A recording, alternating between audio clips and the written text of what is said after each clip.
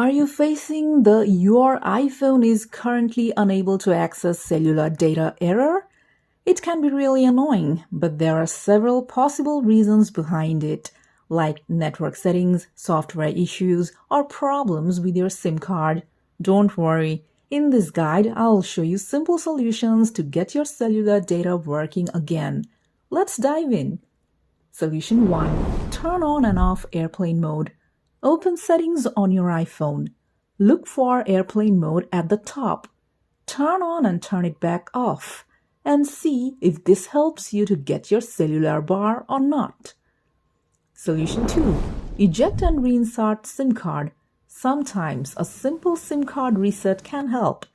Use a SIM ejector tool or a paperclip to remove the SIM card tray. Take out the SIM card and wait for a few seconds. Reinsert the SIM card and ensure the tray is securely closed. Now restart your iPhone. Solution 3. Check for carrier settings update. Updating your carrier settings can improve connectivity. Open Settings on your iPhone. Scroll down. Tap on General. Tap on About. If an update is available, you'll see a prompt. Follow the instructions to update. Solution 4. Reset network settings. Resetting your network settings can fix misconfigurations. Open Settings on your iPhone. Scroll down.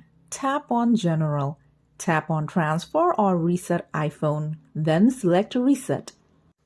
Choose Reset Network Settings and confirm your choice.